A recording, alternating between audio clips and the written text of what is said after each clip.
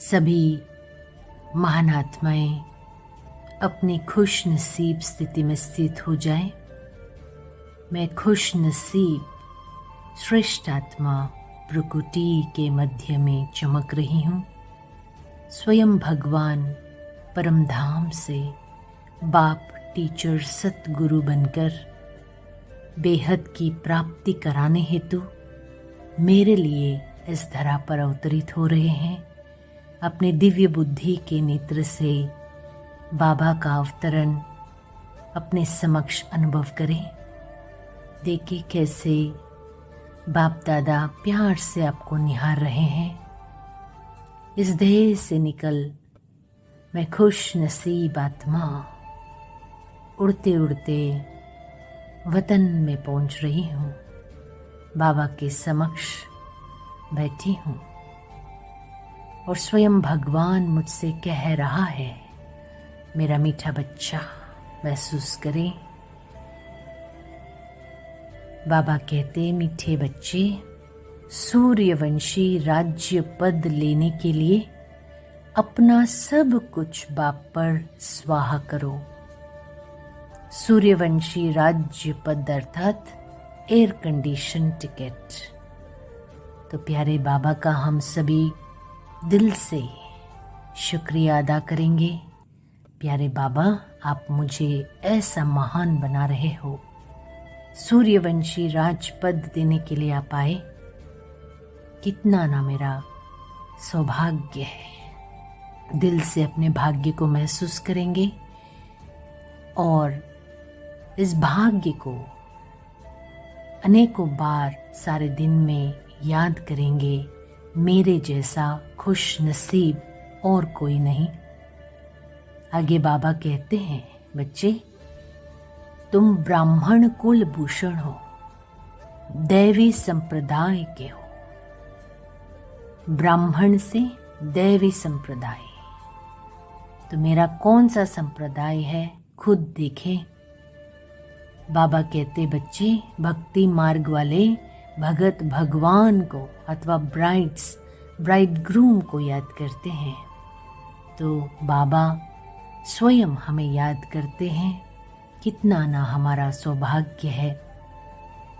और आगे बाबा कहते हैं, बच्चे, क्राइस्ट, बौद्ध आदि प्रिसेप्टर्स धर्म स्थापन करने वालों को उनके फॉलोवर्स याद करते हैं, लेकिन तुम बच्चों को मैं स्वयं याद करता हूँ। कितना ना बड़ा सौभाग्य है।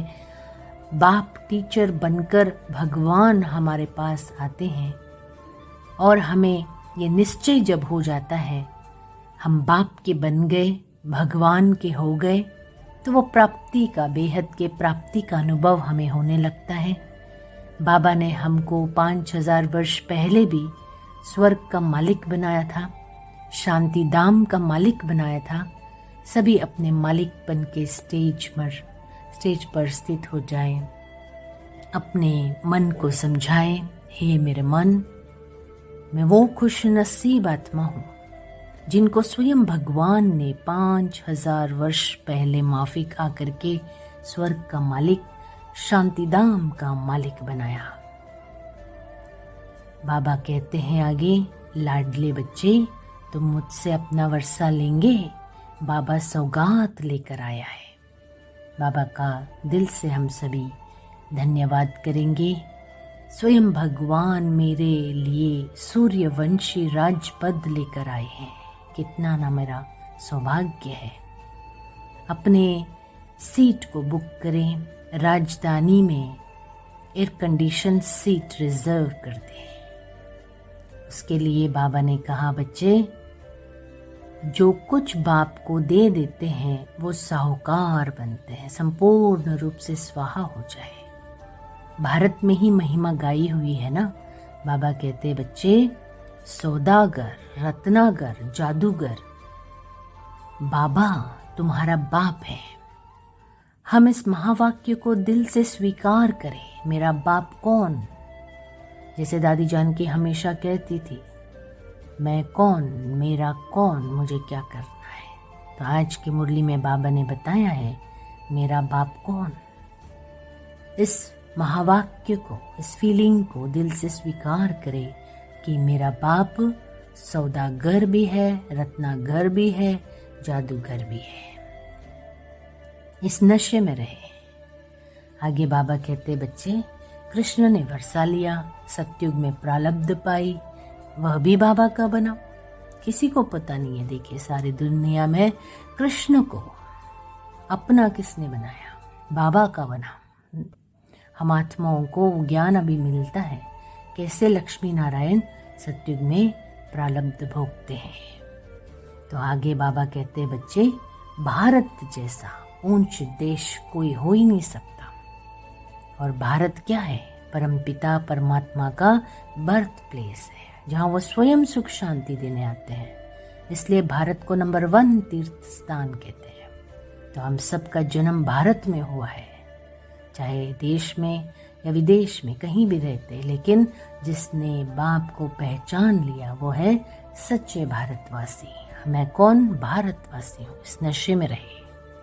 तो आगे बाबा कहते हैं, बच्चे अशरीरी भव, अपने को आत्मा निश्चय करो, शरीर से डिटैच हो जाए और अपने आत्मिक स्थिति में बैठ जाएं कि बाबा मुझे इस दुनिया से ले जाने के लिए आए हैं, इसलिए मुझे गृहस्थ में रहते कमल फूल समान बनना है। इसलिए शंख भी दिखाया विष्णु को, अलंकार भी दिया फूलों का। तो दोनों अलंकार दिए विष्णु को, शंख भी दिया, फूल भी दिया। तो वास्तव में देवताओं को थोड़ी दिया जाता है। बाबा कहते, बच्चे ये सब गुह्य गंभीर बातें हैं, है ब्राह्मणों के अलंकार, लेकिन दिखा दिया विष्णु को। तो बाबा कहते, बच्चे श्रीमत पर चलो, मैं तुम्हारे लिए हथेली पर बहिष्ठ लाया हूँ, वैकुंठ लाया हूँ। कहते हैं, लाडले बच्चे मैं तुमसे बात करता हूँ, तुम आत्माओं से बात करता हूँ। इन आंखों के द्वारा तुम बच्चों को देख रहा हूँ। महसूस करें कि स्वयं बाबा मुझे देख रहा है। ड्रामा प्लान अनुसार बाबा आए हैं। कलप कलप आकर बाबा वंडरफुल बातें हम बच्चों को पढ़ाते हैं और शरीर के द्वारा ही माध्यम से हम सभी आत्माओं से बाबा बात करते हैं। बाबा कहते, बच्चे तुम आत्माएं अविनाशी हो, 84 जन्मों का पार्ट इसमें भरा हुआ है और वो स्वयं आकर हमें ज्ञान देकर सद्गति देते हैं। इसलिए वो कहते हैं, मैं सर्व का सद्गति दाता हूँ, लेकिन मैं तुम्हारा बाप भी तो हूँ, तो सर्व पर दया करता हूँ, तो सारी दुनिया को सतो प्रदान बनाता हूँ। सर्व पर दया एक बाप के सिवाय और कोई नहीं कर सकता। आगे बाबा कहते, बच्चे गीत भी बड़ा फर्स्ट क्लास, बेहद के बाप से बेहद का वर्षा लेते हैं। तो बाप को याद करना चाहिए ना, बाप की मत पर चलना चाहिए। तो किसी को भी पता नहीं है, छोटेपन में राधा कृष्ण है, वही लक्ष्मी नारायण बनेंगे। स्वर्ग में तो सब बच्चे बड़े फर्स्ट क्लास होते हैं। इसलिए बाबा कहते, बच्चे पुरानी दुनिया से मुंह फेर लिया तो फिर ऐसी कोई गफलत नहीं करनी है, कोई भी अवज्ञा नहीं करनी है, इस पर ध्यान देना है और सब कुछ स्वाहा करके वारिस बन करके सतयुगी एयर कंडीशन की टिकट लेनी है। और वो टिकट स्वयं भगवान मुझे देने आया है। आगे बाबा वरदान देते हैं, अनुभव करें बाप दादा का वरदानी हस्त मेरे सिर पर है और स्वयं भगवान मुझे वरदान दे रहा। बाबा कहता है, मेरा मीठा बच्चा, सेकंड में सर्व कमजोरियों से मुक्ति प्राप्त कर मर्यादा पुरुषोत्तम बनने वाले सदा स्नेही भव। महसूस करें, स्वयं भगवान मुझे सदा स्नेही भव का वरदान दे रहा है। आज सारे दिन में, परिवार में, जहाँ भी मैं जाऊँ, इस वरदान को जीवन में धारण करते हुए दूसरों को भी प्रेरणा दें। स्लोगन बाबा कहते हैं, बच्चे निश्चय का फाउंडेशन मजबूत हो तो संपूर्णता तक पहुंचना निश्चित है। तो कौन सा निश्चय हो? कि स्वयं भगवान मेरा बाप भी है, टीचर भी है, सदगुरु भी है, रत्नागर भी है तो सौदागर भी है, वो मेरा बाप है। इस बात को स्वीकार करें।